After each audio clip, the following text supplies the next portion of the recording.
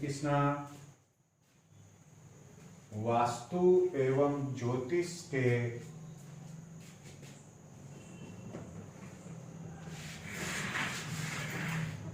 आज के वीडियो में हम पिछले वीडियो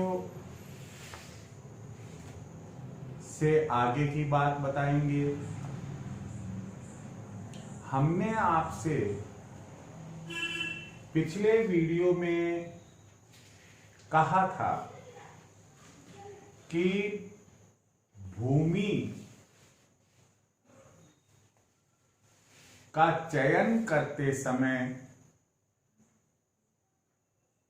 हमें क्या क्या देखना चाहिए, सावधानी रखनी चाहिए।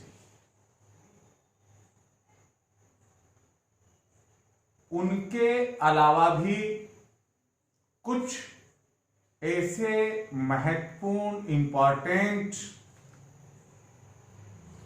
पॉइंट्स है, बिंदु है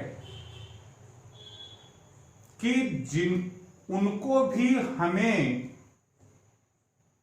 कोई भी प्लॉट, कोई भी पीस ऑफ लैंड,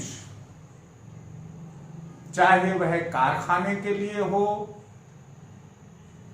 घर के लिए हो या अन्य किसी भी उद्देश्य के लिए हो, लेना है। तो आज जिन बिंदुओं पर विचार करेंगे उन्हें भी आपको बड़े ही सावधानी के साथ ध्यान में रखना है और जहां तक हो सके जो दोष बताए हैं हमने आज बता रहे हैं, यदि वो दोष मौजूद है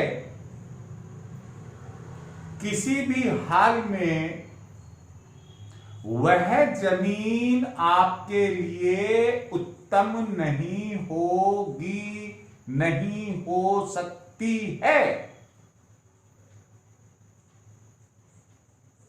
मैं उन पर चर्चा करूं इसके पहले एक बात बता ही देता हूं मैं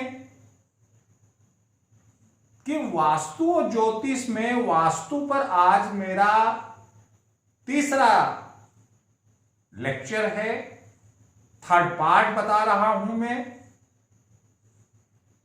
जिन्होंने पहला भाग, दूसरा भाग नहीं देखा है, नहीं सुना है, वे इस वीडियो के साथ इसके पहले या इसके बाद उन्हें अवश्य देखे और सुने। आपसे एक निवेदन और है मेरा कि ये जो प्रेजेंट टाइम चल रहा है, कोई किसी का नहीं होता। आप सोचेंगे कि आपको कोई कहेगा कि भाई ये मत खरीदो क्योंकि इसमें तो दोष है। अगर किसी का मान लो मिस्टर एक्स का मकान बना हुआ है और उसके पास में दोषयुक्त जमीन है और आप देखने के लिए गए, आपने पूछा भाई आप कैसे हो, तो वो तो कहेगा कि मैं ठीक हूं। भाई यहां का वातावरण कैसा, वो कहेगा कि हाँ बहुत अच्छा है। आपने सोचा यार ये सब बढ़िया बढ़िया सब बता रहा है, चलो हम भी इसे खरीद लेते हैं। हकीकत यह है कि वह दोषयुक्त है। तो कोई भूखंड, कोई प्लॉट, कोई जमीन का टुकड़ा दोषयुक्त होगा, इसमें पहले वाली बातों का तो आपको ध्यान में रखना ही है कि कैसी होनी चाहिए थी जमीन। साथ ही साथ अब मैं जो आपको बात बता रहा हूं, जो बिंदु बता रहा हूं, उन्हें भी ध्यान से समझना होगा। भूखंड चयन के समय ध्यान रखे। क्या ध्यान रखे साहब? पहला बिंदु है भूखंड के सामने खंडहर नहीं हो। आप कहेंगे क्या साहब मोहनजोदड़ो का खंडहर होगा? मैं उसकी बात नहीं कर रहा हूं। आज भी बड़े बड़े शहरों में, कई कॉलोनीज में ऐसे बने बनाए मकान दिखाई दे जाएंगे, ना मालूम वो कितने समय से बंद है। मिट्टी के ढेर लगे हुए हैं, भांति भांति के पेड़ पौधे उगे हुए हैं, और एक डर सा वहां के उस वातावरण में लगता है। ऐसा खंडहर नहीं होना चाहिए। इस प्रकार का खंडहर नहीं होना चाहिए। क्यों? क्योंकि आपके घर में जो एनर्जी आएगी, आप चाहेंगे कि पॉजिटिव एनर्जी आए, लेकिन जैसे ही दरवाजा खोलेंगे तो आपको तो खंडहर दिखाई दे रहा है। अरे भाई, पॉजिटिव एनर्जी कहां है? वहां तो नेगेटिविटी आ गई। और अगर हम भारतीय तंत्र मंत्र में विश्वास रखें तो हो सकता है कि हम भयंकर परेशान हो जाए उस नेगेटिविटी के से। इसलिए अच्छा रहेगा कि हम पहले जब भूमि का चयन करें, उसी समय ये देख ले कि हमारे उस भूमि के टुकड़े यानी कि प्लॉट के सामने कोई खंडहर तो नहीं है।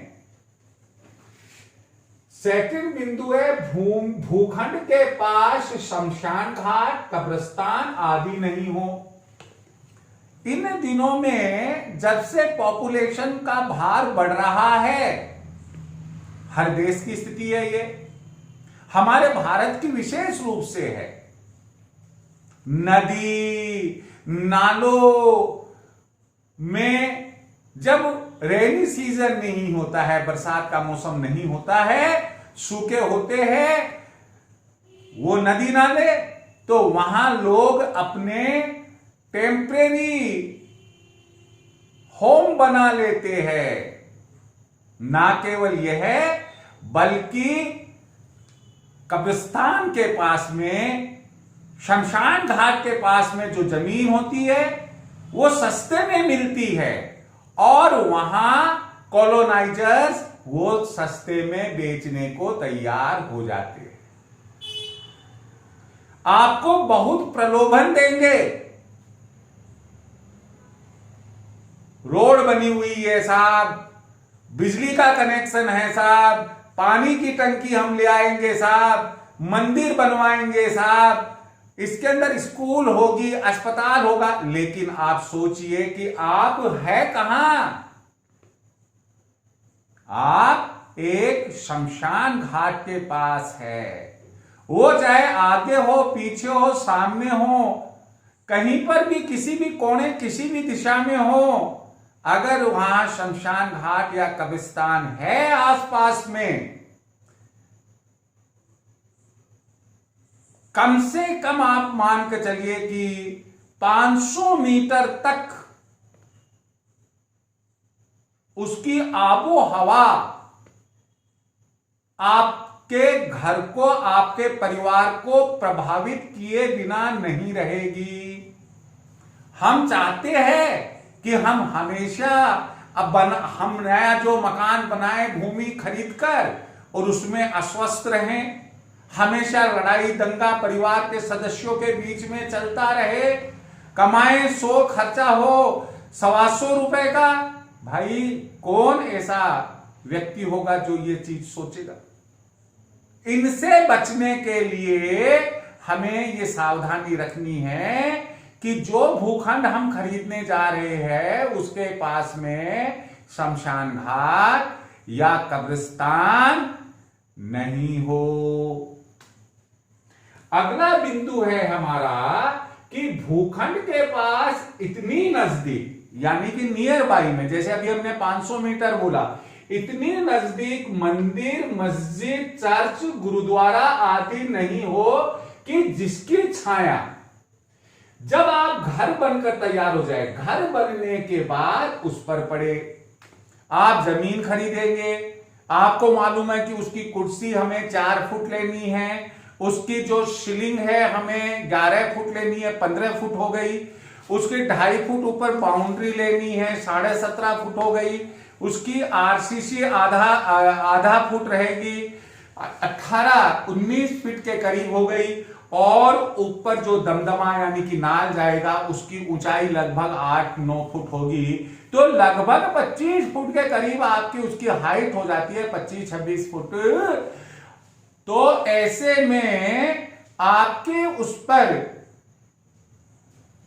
आपके घर पर कभी भी ऐसे में उस मंदिर, मस्जिद, चर्च, गुरुद्वारा की छाया कदापि नहीं पड़नी चाहिए, अन्यथा वह घर अशुभ होगा। तो बनने के पहले जब हमें इस चीज का नॉलेज है तो हम ऐसी रिस्क क्यों ले। इसके बाद नेक्स्ट है, भूखंड के सामने अन्य कोई भूखंड या भवन का कोना नहीं हो।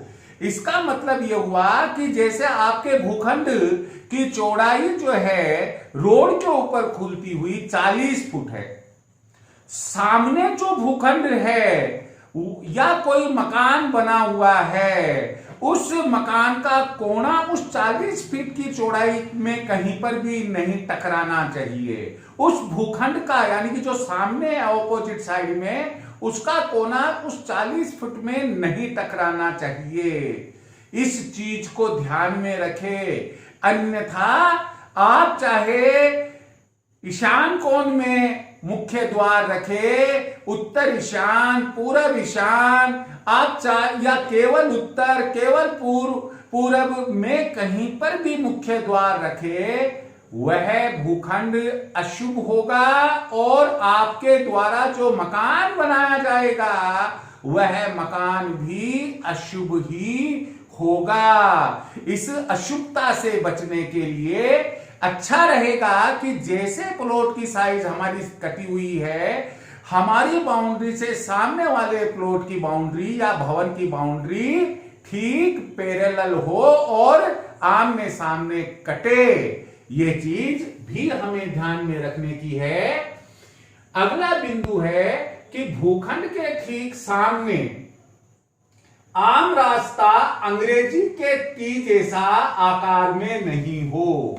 कई भूखंड आपको कई कॉलोनीज में ऐसे मिलेंगे जहां पर कि आम रास्ता अंग्रेजी के टी के जैसा बना हुआ है।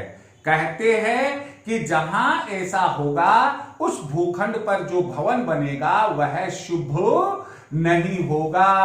वह उसमें रहने वाले जो परिवार के सदस्य और मुखिया है वो तरक्की नहीं करेंगे, अस्वस्थ रहेंगे, विवाद बना रहेगा घर में। तो ऐसे भूखंड को खरीदने से हमें बचना चाहिए।